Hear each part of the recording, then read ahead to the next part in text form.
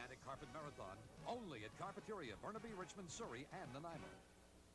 You can make it decorated, you can paint and renovate it at Oh, the did it? home of the handyman. Shop fall home savers for the Charles Craft Pace Setter Dual Voltage Styler Dryer. 3 speeds, 3 heats, just $15.99. From CGE, an AM/FM stereo cassette recorder with 4 detachable speakers and headphone jacks, just $177.77.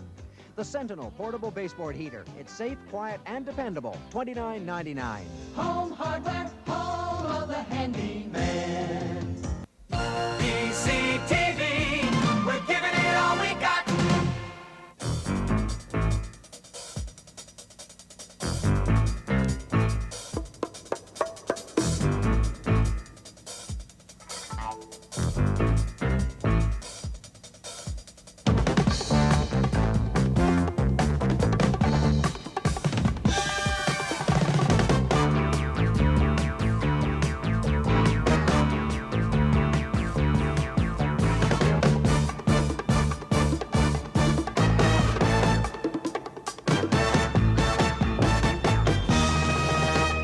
Good morning. First, the news from Grenada. And ABC News says that the convoy carrying Canadians to an airport was fired on by snipers. Not known if anyone was hurt. But in Ottawa, Gerald Regan said there was no sniping at Canadians on Grenada. The situation is confused. Here's the latest ABC report we have on film. More than 3,000 American troops have been involved in the Grenada operation. Army Rangers, Marines, and elements of the Army's 82nd Airborne Division. From the beginning, American forces faced far more resistance than they had expected. It came from an estimated 1,000 Cubans on the island, some of which are now being held prisoner by the U.S. During sweeps of Grenada, American forces discovered a Cuban military command post, and nearby, several warehouses filled with what one Pentagon source said was more weapons and ammunition than the troops on Grenada could use in a year-long war. The greatest success of the operation was the rescue of American students on the island. In case it isn't obvious, the students were delighted. And in the studio is a man, a 22-year-old Vancouver medical student at the school in Grenada, who left that embattled island only on Wednesday. He is Constantine Moschonas, and we shall be interviewing him on his somewhat exciting experiences in Grenada off the top of the show. But however, for Old Clothes and Porridge this morning, we've got to talk about the crisis in Vancouver School Board. And we have two people here of slightly differing views. One is, of course, Kim Campbell, the chairman of the Vancouver School Board. The other is, of course, a trustee. Slightly differing political views. We'll see how much they agree on restraint. Pauline Weinstein, a trustee. And in this somewhat educational session this morning all the way through, you're going to meet an incredible family. That family is 7 or 8 years ago with little Kai Nguyen, if that's right, and his mother and father. And for 7 years, the three of them went round the world. There is Kai today. And for 7 years, the three of them went round the world on an incredible shoestring on what we're going to call the education of Kai. But first and off the top this morning, Constantine Moschonas, freshly back, safe and sound with his story to tell from Grenada after the break.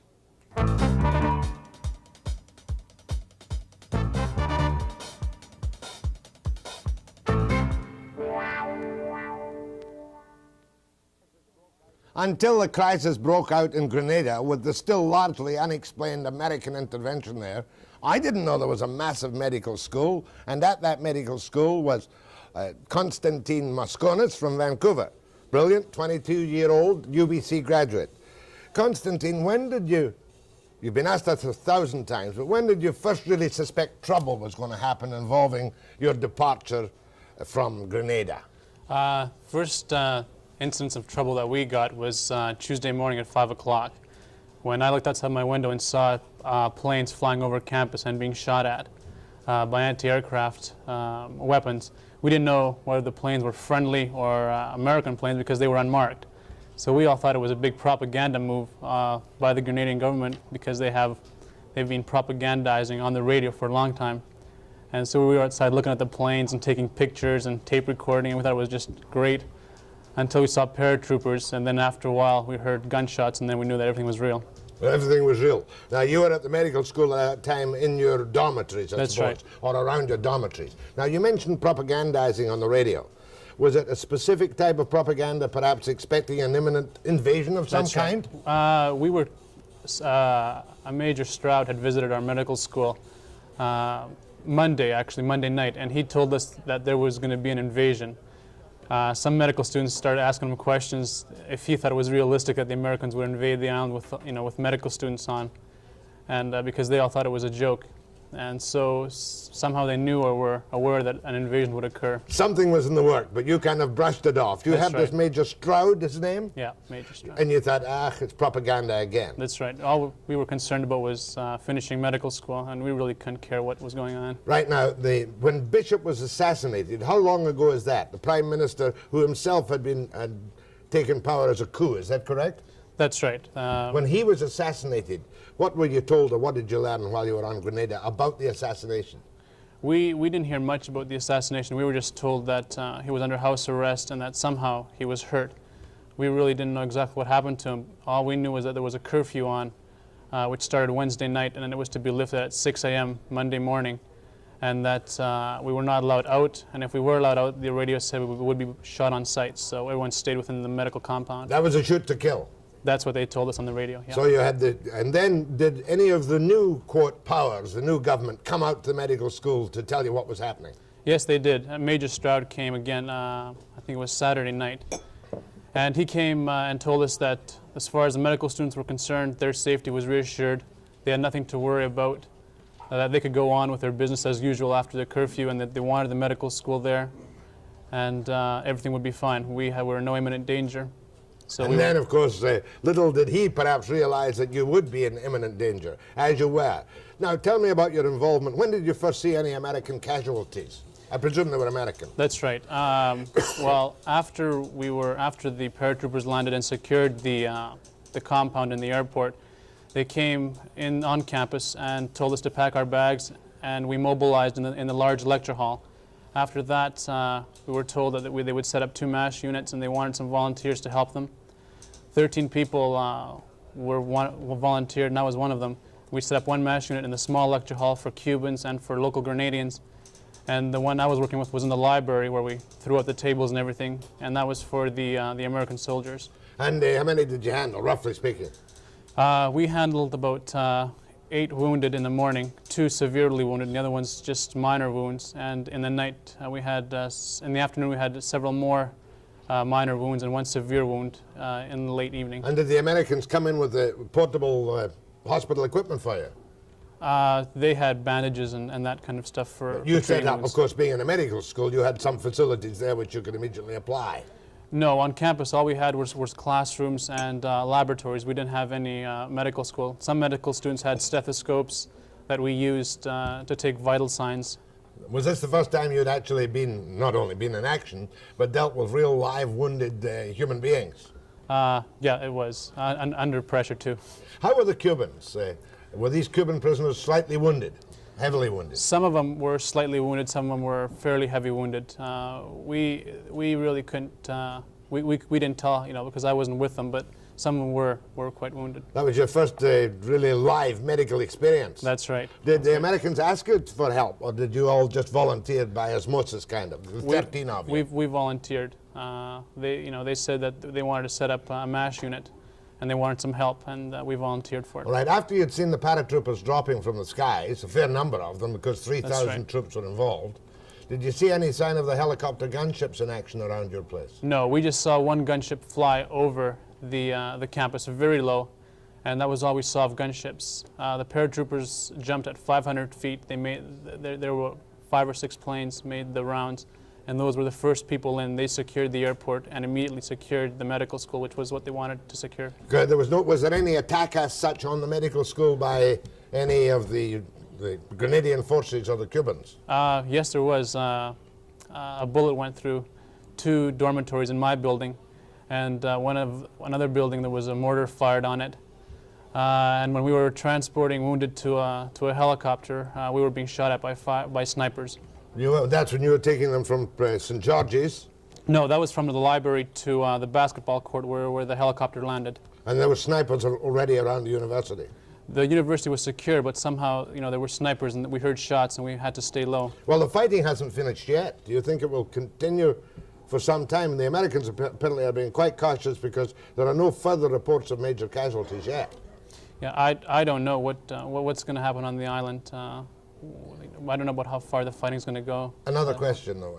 Before the invasion, you obviously knew there were many Cubans around. Yeah, sometimes we would jog down the airstrip, and the Cubans would greet us and say hello to us. And are you telling me you were using this 10,000-foot runway, which obviously upset the Americans considerably, as your jogging area prior to the intervention by the Yanks? Yeah, they would allow us to to go up there and take pictures and jog down it, but they didn't want us up there at night. But in the morning it was fine. Do what you like. And That's right. These were the Cubans whom we are now told were armed soldiers and not merely construction workers. Yeah, sometimes we did see Cubans that were armed around the airport. More with Constantine Moschonas and how he got out, because we still don't know where the other Canadians are, after the break.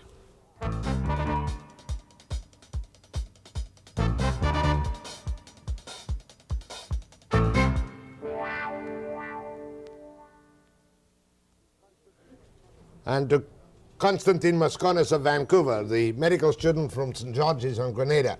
How did you get out so quickly? We were located at True Blue campus, which is it's about 50 yards from the airport. And we were the first to see the action. We were the first to be evacuated because our area was secured immediately. And they weren't asking who was American and who was Canadian at that time. The only question they asked is who wanted to stay in Grenada. No hands went up, everyone was out. Of 1,000 medical students? About 800, yeah. 800. I read somewhere that half of them wanted to stay. That's not correct. That was before any trouble started. A lot of us had put in a lot of time and a lot of money in the medical school, tuitions, books, which is all left there now. And so a lot of students didn't want to leave because they saw no imminent danger. But students with families and other students that just wanted to take a week off and let the dust settle, then come back. But that obviously is not about to happen at the moment, is it? No. What do you think will happen to St. George's now? They will probably relocate and start up again. How important is St. George's actually to the economy of Grenada? They were 20% of their gross national product. The students were? The students, and the school itself, because the school also provided physicians, and they paid money to the island to be there, and the students spent a lot of money on the island themselves. Okay, and so you came out with how many other medical students? My transport plane had 69 of us, and then another transport plane had the rest. In total, there was about 140 of us. And where did you go from Grenada? Puerto Rico. And from there? We refueled at Puerto Rico and then flew into South Carolina. And from there? From there, we spent the night at the Sheraton, had a hamburger, and flew to Seattle, from Seattle to Vancouver. Tell me, did you have to pick up your own tab from there to Vancouver? Yes, they did, because I had money, and I had a lot of American money that I didn't put in the bank. A lot of students had put their money in the bank, and they were given funds by the Americans or by the Red Cross to make their way home. But you paid your own way home. I paid my own way. Listen, the experience in MASH was exciting, was it not? Very exciting. Now, you got some, what about the other Canadians? Did I ask you how many would be among the 800 students? Would you know? I only knew of one other Canadian who is now, I think, in New York. But otherwise, there weren't too many Canadians at the medical school. But we know there are 50 or more, the That's figure right. of 65. Where would they be? I mean, what would they be doing, apart from CUSO people? They would be, from what I knew, they were just living around St. George's. I got 2 telephone calls last night from a girl whose parents live right beside a food fair where we go shopping for food. And they had a boarder, a medical student there. The medical student got out yesterday from Grand Aunts, but her parents did not get out. They didn't want to leave. Even though they were to be escorted by Marines, they didn't want to get out. I forgot to ask you, what was your assessment of the conduct and behavior of the American forces, the paratroopers and all those others with whom you mixed? They were very brave, and they supported the students beyond belief. They helped us everything. When we had no patients to treat, the doctors there gave us lectures as to how to treat wounds and on drugs and everything. So it was quite interesting. They helped us a lot, and they were very brave. Do you get the feeling now this morning that the other Canadians, if some of them are around, which end of the island? From what I hear, they're around St. George's, set up in some hotel there. So it'll be just to be a question of, as you know, they refused to let the Hercules land the first time, and the second time it landed and took off again without the Canadians. Right. You anticipate with your own feeling about the place now that it will be, that they'll all get out reasonably safely except by accident somewhere. That's right. I hope so, because we originally got news that the Canadians were to be transported out immediately by a local airliner, Liat. That's what the State Department told us. Mind you, can hardly blame the Americans for waving off the Hercules if there was considerable anti-aircraft action around the airport, and That's there right. was. Is that not so? That's right. There was quite a bit of anti-aircraft when the planes were flying over trying to get the paratroopers in. Yeah, so all your belongings are still down there? Everything. All we packed was one bag. All I took was some spare clothing, a couple of books, my stethoscope, and that's it. And the money you had? And the money I had, my passport. Which you had not put in the bank? No. In peaceful times down there, this is obviously a good medical school. Yes, very good. Where do you do your clinical training for that medical school? We do our pre-clinical training at St. Vincent's, which is another island where they have a very good pre-clinical training before you go to clinical training either in England or in New York. Now, how do you plan to finish your medical training now, Constantine Moschonas? I'd like to stay in Vancouver with my family because I really miss them. But if the school relocates and I can't stay here, I'll go back to St. George's. Regardless? Regardless. Yeah, because obviously somebody's going to be in command one of these days, one way or another. Is that not correct? That's right. The feeling of the people there is that they want to be physicians badly, and they'll be physicians. Well, I suppose the fact that you came out so quickly was because of the fact that you were at the medical school. Exactly. And the planes were there, and the Americans made no discrimination. No discrimination whatsoever. Yeah, well, that's good.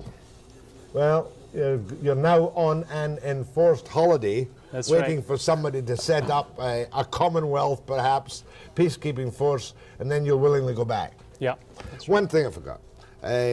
Before the invasion, you were aware of shooting before Bishop's killing. That's right. In St. George's. Yeah. What was that? We were having our anatomy exam at Grand Anse, which is right across the water from St. George's, and before we went to take our practical, we were waiting around, and we heard shooting from St. George's, and we didn't know what that was. But that night we heard on Radio Free Grenada that they had a minor uprising in St. George's with Bishop leading it. Yeah, that may have been the time that they freedom from house arrest. Yeah, I think that's what it was. And then there was a couple of days hiatus, and then the killings took place. Whatever they were. The killings took place, or whatever the uprising where Mr. Bishop was hurt took place a week after that. And this was all reported to you faithfully, one way or another, by Radio Free Grenada. Grenada, that's right. Well, an exciting experience. Best of luck. I hope you get into the UBC Medical School, but if you don't, you'll go back to St. George's. Thank you, yes. My thanks to Constantine Moschonas. Exciting. Hopefully the other Canadians will all be out today. And I'm going to be back to deal with the Vancouver School Board capers after the break.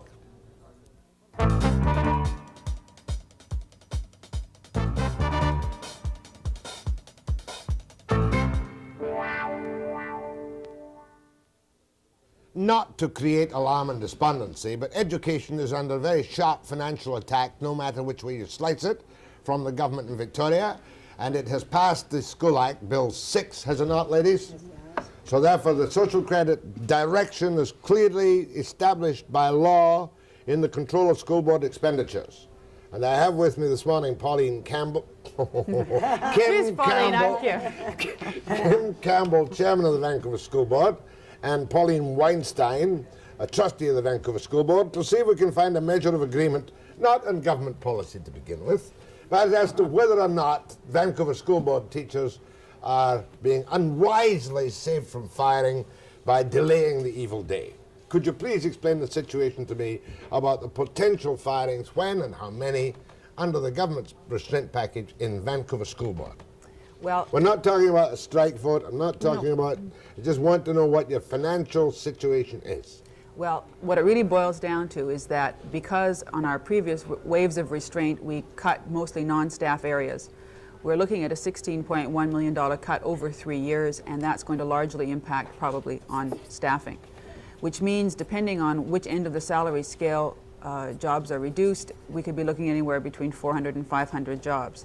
The number who will be involved in these reductions would be constant no matter how we do it. by deciding not to lay off until next June 30th, it allows us to get some clarification about some of the regulations that the government has provided. So we're still dickering with the minister about the use of our income, and it will depend on whether we'll be able to have funding for early retirement, for example. So by not laying off until June, we buy ourselves some time. If the worst possible scenario happens and we don't get the permission to do the things that we want to do, that means that we'll have to lay off slightly more teachers in September in order to make up the cut for that year. We're hoping to be able to stagger our cuts and not have to do that. But over 3 years, the number is the same no matter what. And what is that number over 3 years? Well, the number of dollars to be cut is the same no matter what. That's constant. Yeah. But the number of teachers can vary. Exactly. Depending on when you lay them off. Well, and depending on which teachers are laid off. In other words, if we can fund an early retirement incentive, we lose people at the top end of the salary scale. So for X number of dollars, fewer people are involved. But you've got to get specific permission from the government to fund golden handshakes, or modestly silver handshakes, to get, say, a 60-year-old teacher out or a 55-year-old teacher. Well, it depends. We haven't actually drawn up an early retirement incentive. Now, as a critic of Kim Campbell, do you agree with that explanation of the situation you are now faced clinically? I think that we're looking at a lot more than 500 jobs. I would estimate that we would be looking at 700 positions being terminated. We took a cut last year of 16 million, so if you're looking at it, you're looking at a 22 million cut over 4 years. 6 million last year. 6 million last year. 6 and 6, 22 million over 4 years. Over 4 years, but there's no inflation factor built into that, and if you build in even a modest 5% inflation factor over the next 3 years of so-called restraint, then we're looking very close to a $40 million cutback, and that means more people, or it means rollbacks, loss of fringe benefits, and if I was a negotiator and a shrewd one, which I think we have, I think that that's the route that he will go. And that's a position that's not happening in the private sector at all. And I presume that you're going through with the usual arbitration caper this year? Well, that's a good question. I don't know. We've started negotiations. Yeah, but there are 75 school boards that are still legally bound, correct me if I'm wrong, to go through arbitration, while at the same time Bill 11 and Peck put a complete hammer on any increases if he so considers. That's correct. Yeah. I would like to disagree with that 700 job figure simply because our officials, who certainly have no brief to defend restraint, have come up with the 400 to 500 number. Plus the fact, it is true that the government hasn't provided for an inflation factor, but given the fact that the largest part of our budget is salaries, that inflation factor, the requirement for it, presumes a certain salary increase, and that's such an unknown. In other words, if there was, for example, even a freeze of salaries this year, that takes out an enormous chunk of what would be required as an inflation factor for our budget. And it's very important to consider that. That sounds logical. It's fairly logical, but one has to look at the settlement that was taken this year, and it was really 3% settlement coming up, I imagine, if it's not been signed, sealed, and delivered. But teachers made a zero increase really last year in that they took a 6-day loss of pay. Now, is it very realistic to expect a zero increase over the next 3 years? And even on the items that we do buy, if we have a 5% increase on purchases that we make over and above personnel, for an example, we're going to be looking at some substantial increase, I'm sure. All right, let's look at this always terrible problem, but it would seem to me, if I've got it right in my confused little pygmy brain, that one of the dictates of the government is to increase the pupil-teacher ratio from, is it 17 to 19? Yeah, roughly. 17 to 19, which will, by its very self, reduce the need for a number of teachers. Is that not so? Yeah. What they've said is that the funding that they will provide is based on a pupil-teacher ratio of just over 19, whereas right now we have a pupil-teacher ratio of 17.17. That's part of the $16 million cut. Yeah. Yeah. All right, next point. I'd like to comment on that Please, 17 to feel 19, free. because that sounds like every classroom's got 17 youngsters in it. All right, and we've got 30, 35 youngsters now at grade 5, 6 level. We've got full classes of English second language students. Those numbers go up. That means a very real decrease in the kind of attention that those youngsters can get in the classroom. So it's the whole prospect of this kind of a major cut really means an awful lot less services for the youngsters that need those services most. No doubt about it. All right, two other major points I'd like to raise. I want to go to the phones. Do you want to say something? Well, I'm just going to say that I think it also has to be said that although we reduced our pupil-teacher ratio over the last 4 years by 2, the actual class size has been reduced only by about 0.7.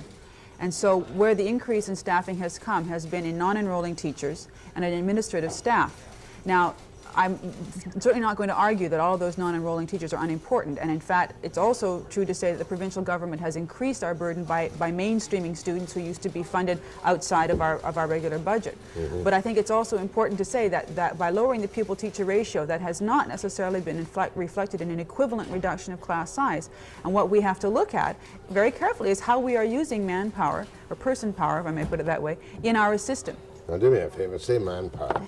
But in that Bill 3 is a weapon designed, said he dramatically, to slash at government dictate your administrative costs and salaries. Is that not correct?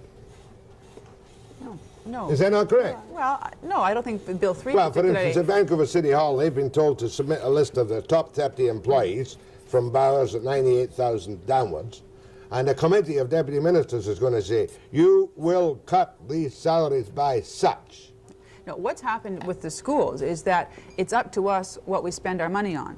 But the funding formula has provided administrative staff at a certain funds for administrative staff at a certain level. And in Vancouver, it's actually quite ludicrous. We're vastly underfunded, for example, in the area of school principals. Now, the government has said, well, if we don't have enough money to do what you want to do, take it from someplace else. And what we have said is, no way. I mean, you have said this is adequate funding. We're saying it's not adequate funding. I mean, the funding formula is great, but it's a two-edged sword. The funding formula, we're finally talking budgets in terms of programs, which I've been wanting to do since I came on the board. But in my view, the government can't say, look, here's funding for administrators, but if you want to spend more, take it from somewhere else. My feeling is if you're saying this is funding for administrators, then you've got to say it's adequate funding for administrators, and if you want luxuries, take it elsewhere. And if it's not adequate, and we can show it's not adequate, then it seems to me they've got to do something about Okay, it. I'm going to take calls, but I'm going to come back to Pauline on this particular point first because I don't quite understand it after the break.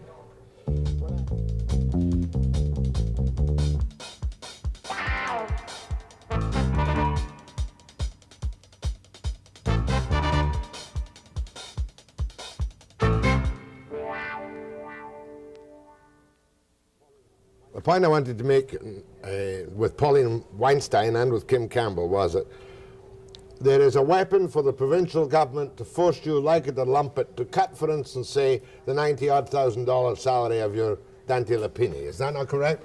We haven't seen those regulations. But you know it's in the Act. We know it's in the Act. We know that it's possible. And I think you get what you pay for. And sure, we could probably find a superintendent at $60,000, and he wouldn't be worth his salt. And we would find that our system would be down the tube within a very short period of time. But you'd be the first to agree that some kind of restraint was necessary in the what we believe to be, we're told to be, a preponderance of over-administration in big school boards and big places. That's not true. That's a blanket statement. In '78, Touche Ross did a study of the Vancouver system and decided that, or told us that, compared to other big districts in Canada, we were not over-administered. My view is, though, that what is being... All the other big districts may be over-administered, too. Well, the point is that what you can afford in terms of administration and people who are not hands-on service in the classroom, for example, depends on what the available funds are. I mean, I think it exists in any organization that when you have a certain level of funding, certain programs become desirable and very useful, and certain kinds of services become part of what you want to provide. When the funding drops, and you say, okay, we can't afford that anymore, it's maybe not as essential as we regarded it before. So we have to be flexible in terms of what are our required levels of service. All right, just to keep it simple, what effects, said he, handing you a question on the platter, will the necessary social credit policies of restraint, because they ain't got the money, have on your output? Come on. They haven't got the money. Oh, come on. They've raised their budget 12.3%. Yeah, human resources is up 14%. Health is up 8%.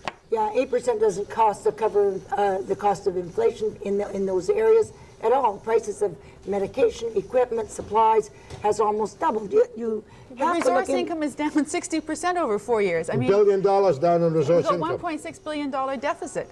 You know, the Well, cost of servicing that is incredible. Let me put it to you that the cost of the kind of cuts that we're going to suffer in this system is going to have the following implications. You call me back 4 years from now, I hope I'll be alive and around. And I think I will be substantiated. You take 700 people, and Kim, I think it'll be 700 people out of this system. We are going to have an exodus of students from middle and high professional brackets, move their youngsters out of our school system into a private system where class sizes are small, where services are going to be good, where programs are going to be available, and we are going to be left with what look like Chicago inner city schools, low income, poverty stricken areas. And that's what we look forward to. There's no fat in this system. All those people that are working for us are giving a service to children. And the minute that we are taking off that level of employment and service for kids, you've got to say that the government is hell-bent on destroying the public school system. Well, to me, that's just so hysterical. We're talking about going back to a level of services that prevailed in Vancouver between 1976 and 1979, and I'm sorry, that was not the dark ages.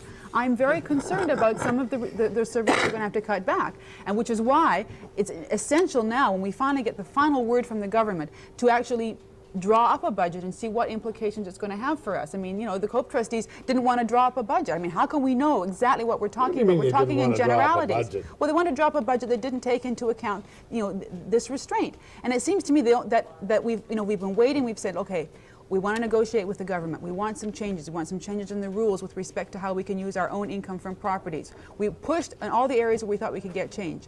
When we finally get all the answers, now the job comes to set out what it's going to mean for us over the 3 years. And they didn't want to do it. Well, no, I mean, I understand their point. The point of view was that they wanted to demonstrate that the financing was totally inadequate, so that the big headlines on how much they felt it was short of an adequate But the system. only way you can do that is to say, okay, now we've tried everything. We've tried every way of pushing the government both to get. When we met with the minister, we talked about inadequate funding. We talked about disincentives in the system for economies, which were bananas in the formula. But you ran for them, didn't you? Well, Here you are, it was really, the hope that I could bring defending some yourself sanity. to some extent, but you're kicking the devil out of the social credit policies. Yeah, Well, but I our kicked the actions devil out of don't kick Van the der devil Zam out of throughout. it. Well, Pauline, I think that's really unfair. that's fair. The COPE board took the government on in the newspaper and got zero. We did not. We did not. I would beg to differ. We got a change in that finance formula by coming to the community, explaining the way in which the government was funding education in this Let province. me ask a question. How much is collected in school taxes compared to the cost of the system in Vancouver? It's almost 100%. It'll be $170 million this year, and it's going to be about 154. From what? Where do you get that money from? Well, How most much? of it's from the industrial tax base. The industrial tax base. That's right. what And it is. taxes in this city on the homeowner have gone down in the last 3 years. Well, I mean, you're not that. Where are our priorities, as far as the future is concerned? Well, the priority of the social credit government is to balance the budget and to start long-range cuts and restriction of public spending on their philosophy. That's correct. Well, we talk about a concern for kids in the school system, and I certainly have that concern. But I'm also concerned about a younger generation who's going to grow up and have to pay the pensions of my generation, the baby boom, and it's going to be an enormous drain on the public purse and service an absolutely unconscionable public deficit. That is going to be an albatross around their necks more than any small reduction in How about a segment of telephone calls with these two sparkling persons after the break?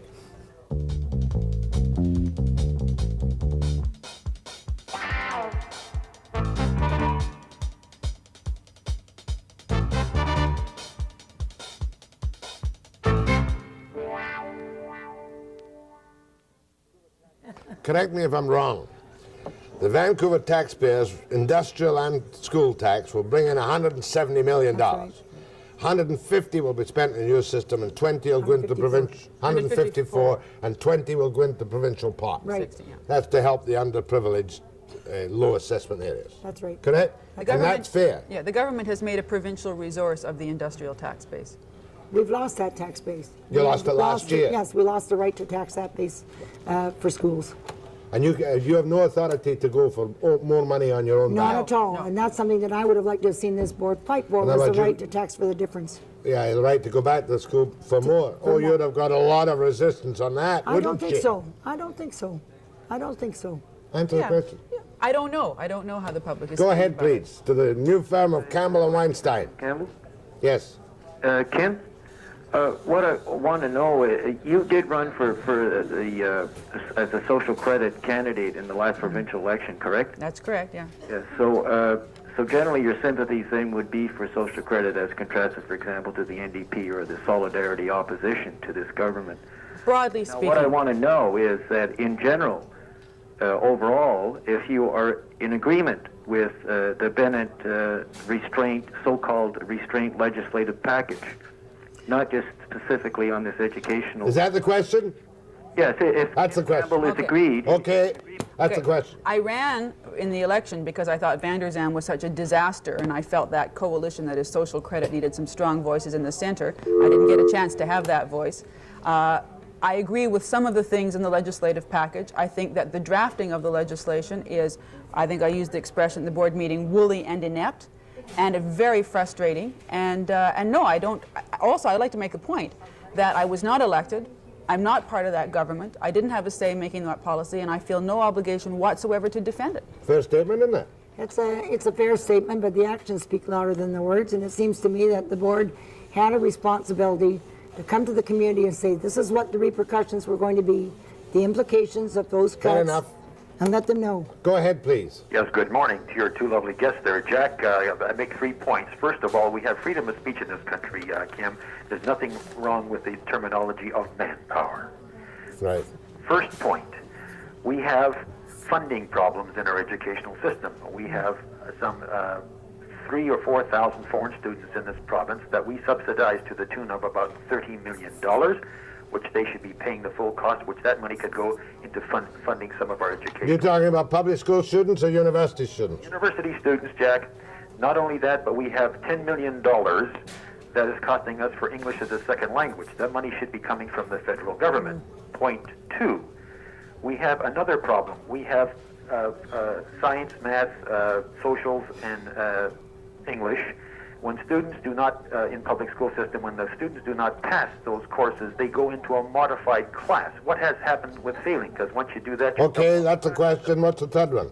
And the third one, sir, is this, that what we have to get away from this bell curve marking system where the fact is that when a student has A, that should be about a 95 and better. And the fact is that we have the bell curve is that the highest mark in a class... Okay, becomes the average. I understand that. First of all, could money be saved by making foreign students in our educational system pay the full shot?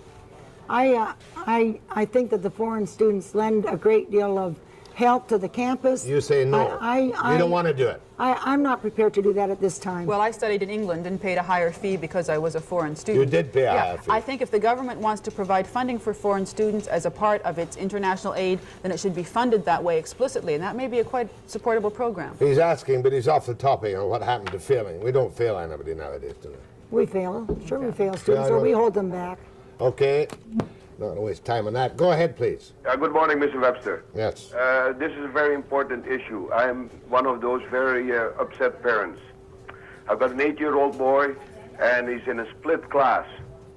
He's supposed to be in grade 4 here at Coquitlam, and he also has grade 3 pupils in the class. Now, I think they will suffer. I also want to know why extra bright students don't get the help they should get. And I also like to know the poor students, they don't get the help they should. Okay, kind of broad that. Do you have split classes with different We have grades in split it? classes, and on the whole, they're taught very, very well. Brighter students in grade 3 learn from grade 4s, and slower ones relate to 3s. It's a good exchange. But enrichment, which he's talking about. Well, I'd like to see more. I mean, we try to do some in Vancouver. I find that a lot of the system is anti-intellectual in its thrust, and I know I'll get an argument from Pauline on that. But I think that we have a system where we have gone so far in egalitarianism that we regard anything that we do for extra bright or gifted or even very highly motivated students as somehow unfair. And it is not true that those students make it on their own. They often suffer very serious problems, and they don't learn how to work, and they don't learn how to fail, which is very important. I really think that there is a need for gifted students. I think that when you're under the crunch, then you've got to say, where are your priorities going to be? That's the question that has to be answered. Yes, good morning, ladies and Jack. My theory on this is, first of all, the children should have priority. And my daughter was in the public school system for 5 years, and all through the disputes and arguments of the the unions, all that pressure was being placed on her from the teachers. Secondly, I took her out and I put her into a public or a private school where I pay $35 a month, no headaches from the teachers. Okay, you're preferring the private, the separate school system. Why the public school parents can't pay $5 or $10 a month? Hey, what do you think of that suggestion? Levy the parents. All contributions gratefully received. $35 a month. Where do you That's get not schooling the for whole it? concept of the public school system. Public school system is free for all children. It's bad enough that we put on user fees last year for summer school and fees for materials at the elementary level. Had a parent the other night to say to me, have 5 children in the schools, 2 at high school and 3 at elementary school. I can't afford that.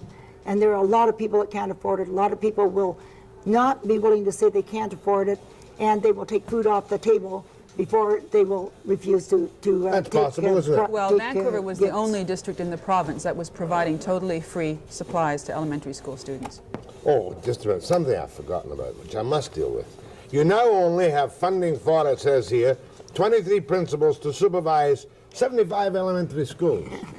Well, now, is that possible and efficient? It's bizarre, and we told the minister it was bizarre. Bizarre. You mean it's Yeah. unworkable? Yeah, Of course it's unworkable. You're agreed in that? absolutely. Absolutely. So therefore, these 75 elementary schools will suffer lack of proper direction and supervision. Not necessarily. Well, we're not going to take the principals out. It's just that one of the good things about the funding formula is that the ministry can't back off on that. I mean, they've said this is supposed to be an adequate level of funding for administration, and we can show that it's not. How about 11 principals to supervise 18 secondary schools? Not enough. No way. No way. Bizarre. Bizarre. Bizarre is right. Nanaimo, go ahead, please. Yes, I know you're doing Lower Mainland, but Nanaimo, our situation right now is that enrichment went out long ago. Special ed is only serving the worst case scenarios. Our French specialists are being cut. We have an Action Nanaimo PE program, which is famed throughout the Northwest. People visit it. It's going down the block next. The Sunter language program, also an innovation in teaching grammar, it's on the block next. Kodai music, again, something that people visit to experience and go away and teach. That's going to be going soon. Yesterday on our open line in Nanaimo, we've got a big city open line too, we were told that the property taxes were collected in the city because people were saying, hey, our money's gone.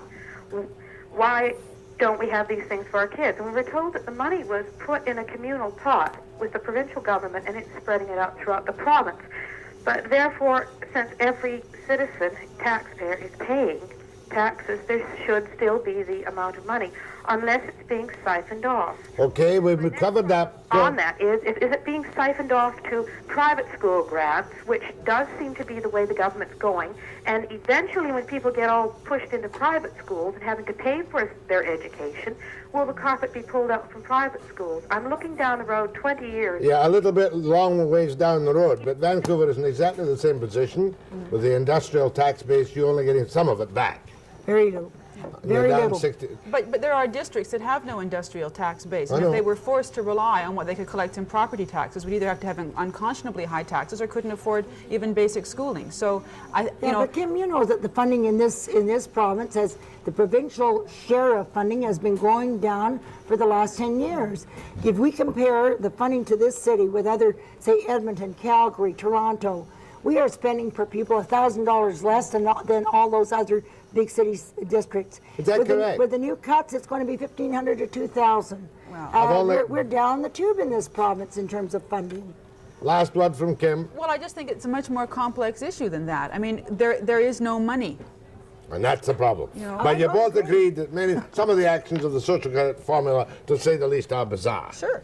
You're very pessimistic about the outlook, and you too? I'm pessimistic, and what I'm waiting to see is our ability to actually pinpoint what it's going to mean for us in terms of programs. My thanks to Pauline Weinstein and Kim Campbell, each from the Vancouver School Board, and the best of luck. We're going to need it. I said it the last time, we don't need luck, we need money. Next, the education of Kai, after the break. Thanks a lot.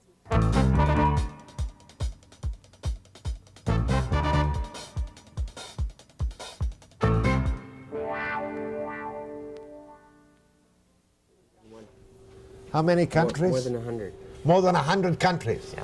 The education of Kai. This is a kind of fantasy thought that some people have when they're looking back over their life. And this incredible family of, how do you pronounce it? Nguyen. Nguyen. And I'll introduce them from left to right. Duc Nguyen, father. Kai Nguyen, 14-year-old son. Marlene Nguyen, mother. They visited 101 countries over a period of 7 years on a shoestring, starting out quite elaborate and fancy in a camper truck, finishing up hitchhiking around the world, and have created a fund of information which none of them will ever forget. Now, Kai, I want you to look at that monitor and tell me what you see on the screen. Who's that? It's me. That's not me. Come on. Oh, God, get that away. Dreadful. Here it comes. Where are you then? This is in Alaska. Many years ago. Yeah. 7 years ago. That's when I was 7 years old. Where is that? That's in Guatemala. Guatemala. The Incas. The Inca temples. Yeah. Where's this that? Is in Honduras. Central America. Yeah. And this is in Belize. Belize, Central America, Belize as you call it, properly correctly. And this was in El Salvador. El Salvador. Next one. This is in San Salvador. Canoeing in an Aboriginal dugout, right? And there? And this is also a river in San Salvador. San Salvador. Any more? Aha, who is that fat fellow? This is Nicaragua. Nicaragua. And is he a gorilla or a soldier? He's just a soldier. And this? This is a lake it's a volcano in Nicaragua too, and this is in Panama. Panama, Central America? And this is El Salvador again. Gosh, that's quite... They're guarding the local palace of some kind. And this is in Peru. Peru? How long were you in Peru? 3 or 4 weeks. 3 or 4 weeks. Here is Peru again. It's Machu Picchu. Machu Picchu, that's what, 9,000, 12,000 feet? Yeah. Above sea level? That's very, very high. Very, very high. You can't breathe up there, can you? This is a floating island, Lake Titicaca. In Mexico or Peru? In Peru. And this is in Argentina in the Pampas with gauchos. Gauchos in the Pampas? And this is in Uruguay. Uruguay, not that long ago. That car's a classic. Yeah. And this is in Paraguay. Oh, in Paraguay. Nazi soldiers. Nazi soldiers? Look like Nazi soldiers. This is in Brazil. This is the capital, Brasilia. It's the newest town in the world now. Oh yes, the homemade, the ready-made capital. This is Amazon River. The Amazon. Did you miss anything around the world? Come on, let's go more. This is Venezuela. We caught this boar and ate it. What is that called? It's a boar. A boar. Wild boar. This is in Venezuela at the end of our trip in South America. That was the end of your trip in South America. Well, name of goodness. Duc, you tell me, how did this whole thing start? Yeah, because we know so many different people live here in Canada, and if he stay here, he just have the possibility to learn about English or French culture. So I decide for him that his duty is to go and to know. Great stuff. How much? When did you start? Where did you start? And how much money did you have at the time? All right, we started off in Montreal. That was in 1977, and well, we had about at that time $3,000, which isn't very much. And we started off with a Volkswagen camper. We went by car, but all the way down, we missed somewhat the contact with the local people. Your first journey was from where to where, Kai? It was from, we had a Volkswagen camper. We traveled around North America from Montreal to Alaska and then all the way down to Panama. And then we didn't have any contact with the people, so we brought the car back to San Francisco. And then we just took some knapsacks and started to hitchhike down. And you hitchhiked down to the tip of South America? Yes, Tierra del Fuego. This was your first big hitchhiking expedition. Now, what did you do for money? Sometimes you can sell painting, you can make some lecture to some art school, because I am in the fine art field. And you can do something different. It depends from each country where we are. Okay, Kai, after you had covered North America, first partly by Volkswagen camper and then by hitchhiking, what was your next direction around the world? And then I returned back to Vancouver for a short rest, about a year. just to go back to school and have a couple of tests and bring the books and get prepared. And then we went to Asia, first to Hawaii and then to Asia, and then we started to go all the way down Japan, Korea, Thailand. First, you didn't hitchhike to Asia. No, we had to take the You plane. flew to Asia. Yeah, we flew and to then which country? Japan. Tell me the countries you went through in Asia. First, we arrived in Japan, and then we went to South Korea, and then to Taiwan, and then to Hong Kong, Macau, China, Thailand, Malaysia, Indonesia, and Singapore. Then we flew all the way to New Caledonia, Australia, New Zealand, Australia, Papua New Guinea, and Indonesia, all the way back up to Thailand and to Burma, Bangladesh, and India, and Nepal, and goes on and on. That's some of the 100. Have any more diplomatic relations with the Canadians, and also in Africa, like there was Ghana, and we got a visa for that, but the Ghanaians, they wouldn't let us into their country, and elsewise we didn't have any visa problems. Do I remember that you crossed the Saharan Desert? Yeah. How did you do that? Well, we hitchhiked across the desert. That's a bit chancy, is it not? Yes. With you have to military wait. convoys or with No, individuals? with big trucks that are crossing Okay, the we're desert. going to take a break and we're going to come up on another section of pictures just to demonstrate where they've been, and then we'll get more of the experiences from Duc, Kai, and Marlene Nguyen, right? Right. After the break.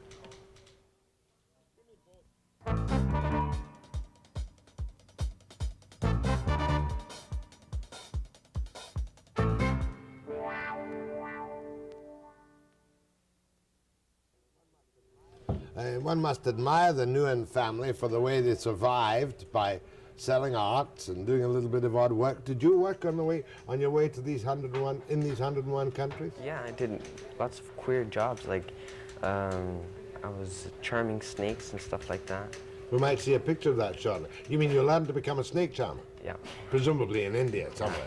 Yeah, it was in India. On the Indian subcontinent. How about health, though? You all look remarkably healthy. Did you now run we into... are all very healthy. We put on some weight, and I mean, you know, most of the time we were healthy, but like Kai, for example, he was very sick in Peru. He had typhoid fever. I got hepatitis. Even though we were careful, I mean, with the water, you have to watch it, and still we got there. Would they admit you into a local hospital and look after you? Yeah, the doctors were very, very nice. And with no great expensive charges to you at all? Like when Kai was sick, you know, we weren't charged at all. You know, they just refused to accept any money whatsoever? Accept any money, yeah. That's very pleasant indeed, but perhaps one of your more difficult times was in Egypt, was it not, Kai? You were there at the time Sadat was killed. And all the soldiers were searching in the streets for suspects. But you weren't picked up as suspect. Let's see some more of these films when they come up right now.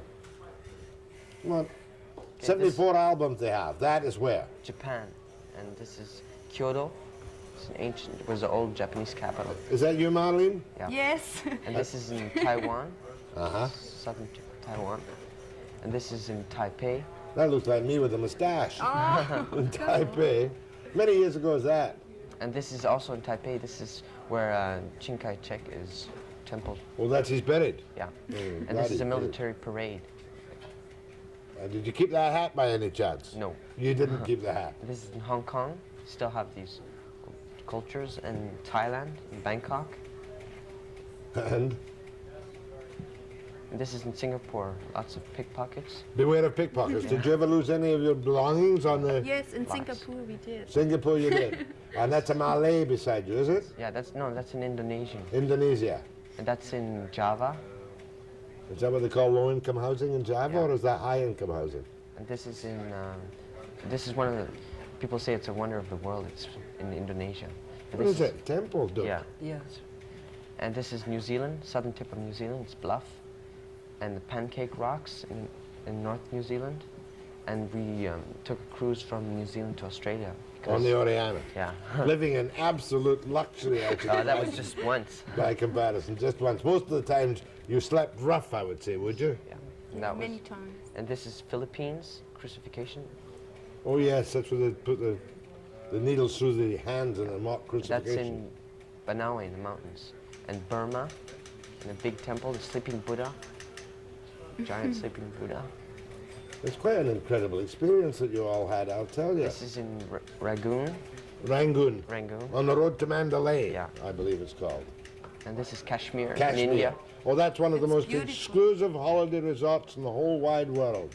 Cool and pleasant. And this is hitchhiking on elephants.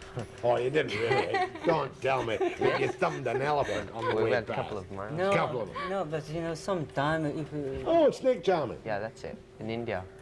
Are these real live poisonous Yes, they are. cobras or whatever? Yeah. And you But were able they're to drugged. They're drugged. Oh, And the say that again. Tell me about how do you charm a snake? Like first you have to drug them, and then it's not the music that makes them swing, it's the movement of your instrument. And they follow the movement of the instrument. That's how they go. So it's a bit of a phony. Yeah. It's a trick. What kind of drug do they give it, you know? I don't know. I think it's... So the poor snake is high, Yeah. can't hear the music at all, Yeah. but follows. You didn't bring your flute with you, did you? No. Yeah, I have one at home. You have one at home? I have a couple of people around here you might have charmed and got them weaving around indeed. Let's go to some more pictures. I like this morning. This is your education, Kai Nguyen. And this is in Pakistan. They use camels there too? Yeah. We also hitchhiked some camels in the Sahara. And here, this is Lahore.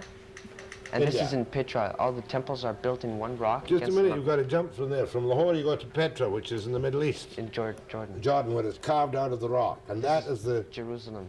tomb of, whose tomb is that?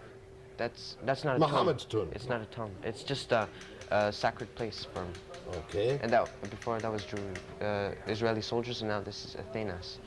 And Istanbul, in Now Turkey. we've gone from Jordan to Israel to Turkey. To Turkey. And this is Hungary. And it's the winter wintertime, time in Hungary? Yeah. And Budapest. Beautiful city to look upon. And this is punk rockers in West Germany. Which is you? And this is in Holland. Got porno shows all over the place. The boy's education was certainly well rounded out by what he saw there. And this is Moscow in Russia. And Portugal. Oh, yes. A guard. That's after Palace. Salazar, isn't it? And this is Morocco in Rabat. he has a stick behind him because it's a very dangerous place. There's a gang. They try to make money from you. And Oh, it's they very beat you up. dangerous, yeah. That was the Sahara Desert. That's the Sahara Desert. Now And we're in this is the bush in Africa. This looks like kraals in Central And this is Africa. and this is in Upper Volta. That's on the Niger. Yeah. And this is in Senegal, Dakar. Uh-huh. See, that's a hairdresser. And in Guinea-Bissau, in the carnival. Was See this there- your first girlfriend on the round the world trip? No. No. That's in Senegal. This is in Guinea-Conakry. And it's a chimpanzee, a And baby you're one. about 12 years of age in that picture. No, Most 12. of the time we travel on the roof of truck like that in Africa. And everybody would be happy and helpful, and you No. just get up on the roof of the truck and away in you go. Africa, you don't know hitchhiking. Sometimes if they stop, you have to pay them. Oh, I see. You have. And it's very expensive. And this is Sardinia in Europe, Central. Italian island. That was great stuff. It really was. How many languages do you now speak, Kai? I forgot 2, and now I speak 3. I speak French fluently and English and German, but I forgot Spanish and Portuguese because I haven't spoken with anybody. But you were able to pick it up very quickly, Yeah. on the go, and you could probably refresh yourself in Spanish and Portuguese. I think so. Now, you, of course, did you teach him German, or did you learn about Yeah, I yourself? teach him German. And he yes. taught me French. And he taught you French. Your living languages, friends. Okay. Next, we're going to take a break. We're going to take some calls. Any questions you want to ask Kai Nguyen, his father Duke, and his mother Marlene. After the break.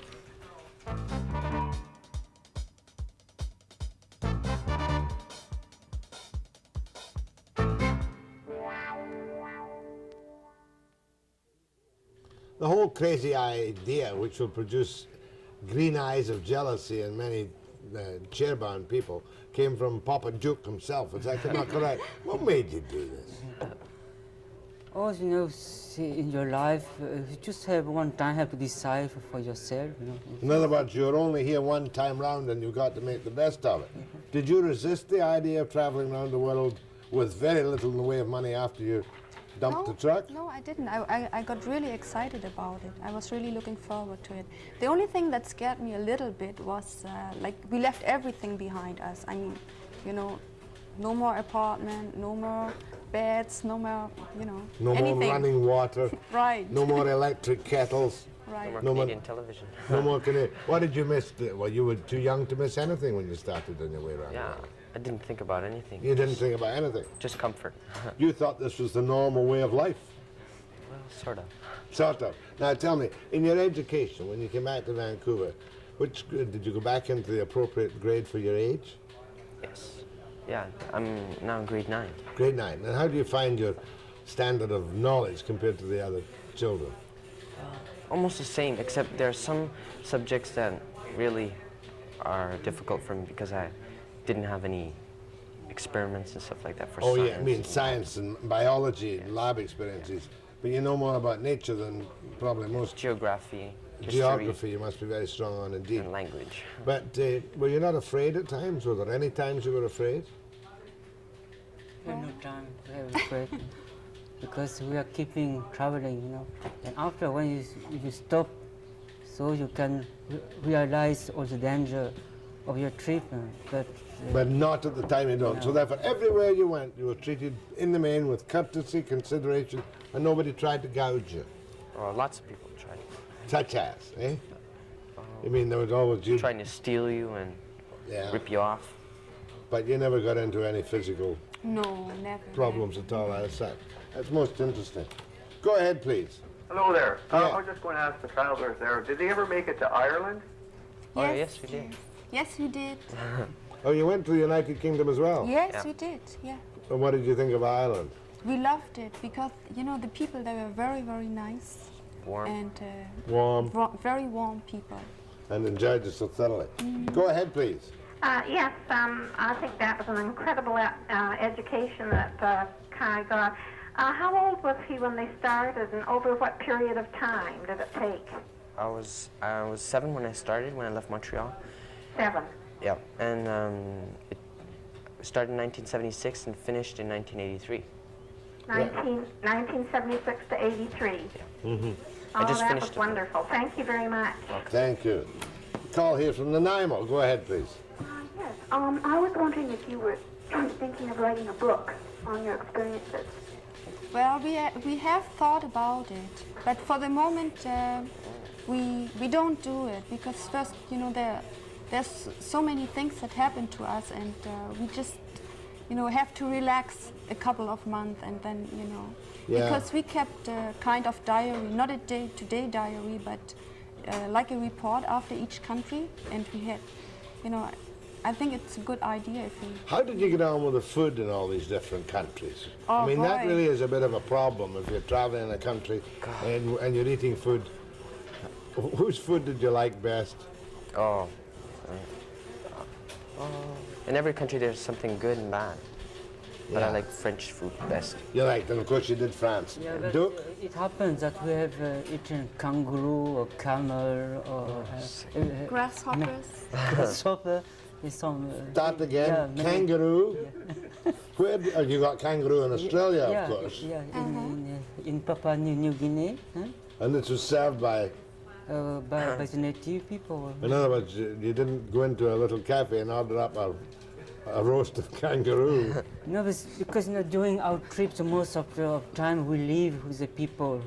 We are not tourists, and we try the most to live. Camel. Yeah. Camel. I can't imagine camel being a delicacy of any kind. It has to be cooked for a long time, but it tastes very, very good. And a little bit like beef. In other words, camel will be served in a native market in Africa. So is that not correct? Yes, that's what they do. They sell camel. You mentioned another one. Which one? Grasshoppers. Grasshoppers, yeah. In Japan we had that. Deep fried, of course. No. Grilled. Yeah, grilled. Grilled grasshoppers. Soybean sauce on it. And you recommend grasshoppers, full of protein. You just don't have to look at them when you're eating them. Am I correct on that? Yeah. Did you do much of your own cooking? In Europe we did. Yeah. No. But in Middle East, and we used to meet a lot of people, and they would just take us to their home, Yeah. And there we would just eat what they were eating, and it was very Go good. ahead from Victoria.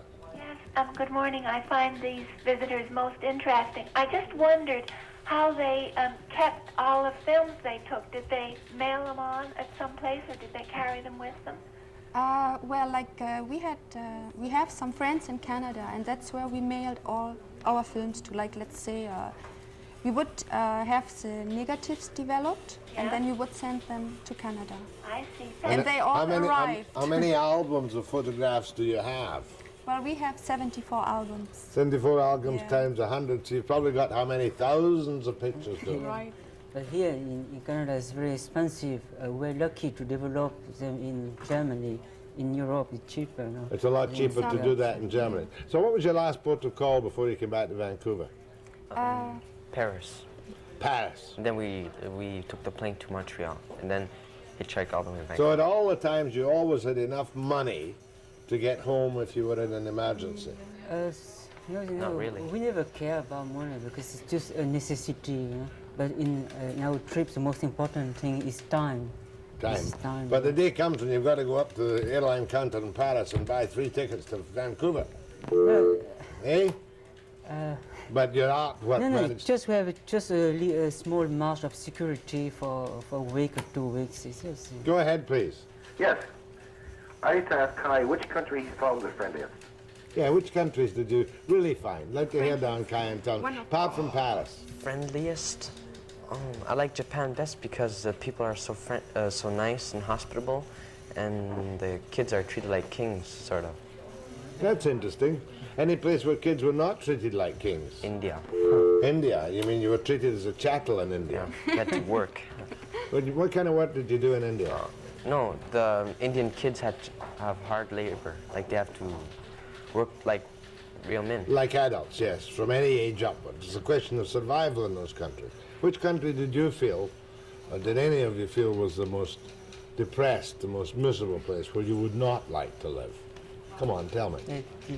What do you say, Kai? India? Yeah, I think it's India because there are so many people, it's too crowded and So much suffering. Yeah, and unorganized, and really quite tragic. Go ahead, please. Yes, I was wondering in all this globe-trotting, how much of Canada did they get to see? Oh, the whole of it. Tell them your Canadian trip. Yeah, we went all over Canada. You started from Montreal, And then we went up till Alaska, and then we went down through the United States. Were you in Labrador? Yeah, we were there, yes. I was there last summer. It's just beautiful up there. Yeah, it is. It's quite amazing. I didn't think that the weather would be so warm. Labrador, I mean, I really, because you have to wear warm clothes because of the mosquitoes, and you can't dress for warm weather. I really was surprised at all the sand up there, too. That's right. I didn't know there was sand in Labrador. Oh, my dear, I never saw so much sand since I left Florida. Go ahead, please. Hello. Hello there. Yes. I wonder who does these people's income tax for them. Well, Hassle, would it not? they didn't have any taxable income. No taxable income. Did you ever have enough money? Well, you... Oh, that is not our concern. No, and I wish it wasn't my concern either, but quite obviously you weren't liable on having enough money for income tax. So, you're a volunteer in a school here, Duke? Yes, I try now to find a job in the art field or in the commercial art or in teaching, but it's pretty hard here. And so I just try to do some volunteer in some school here. To keep your hand in? Yeah. Maybe you should put on an art show and raise enough money. Would you do it again? Yeah, I would do it again. Would you do it again? Yes, I would, but not now because... Once you finish your university education, and what do you want to become? I want to become a pilot for an airline. An airline pilot. And you want a little bit of rest before you do anything, Yeah. I should imagine. My thanks to Marlene Nguyen, Kai Nguyen, and Duke Nguyen. Okay. I might just quit and do it myself next. Well, I hope. After the break.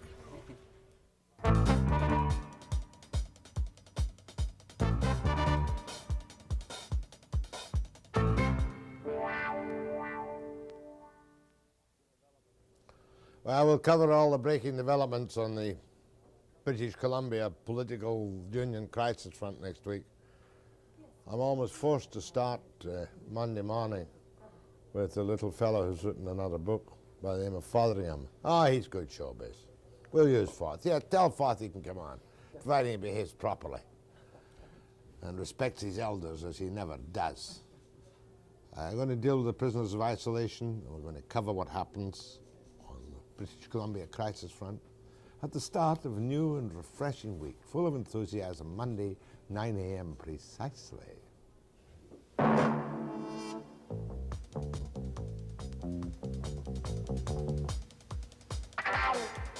And here is the angel of house sound.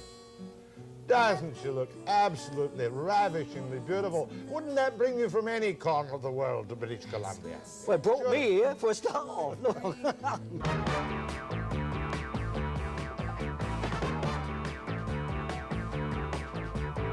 Do you know how many tons of dog dirt are deposited on the face of this planet in any given day? No, as a matter of fact, I was going to look that up this morning. I thought, I know the kind of information I want for Jack.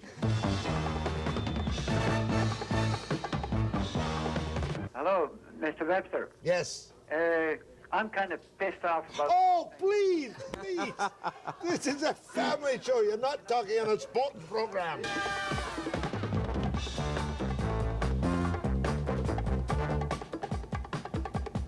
Hey, look, there's that camera hog, Neil Adams, behind me right now, hands in pockets. Just got into the office, 25 after, hiding behind a plant.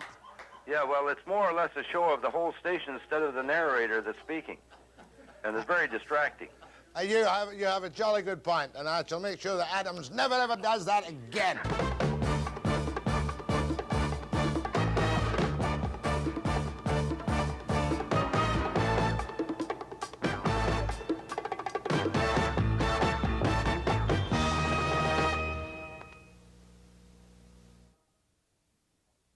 The Canadian who escaped from Grenada on check at midnight. Grenada. Do it again. The Canadian who escaped from Grenada on check at midnight.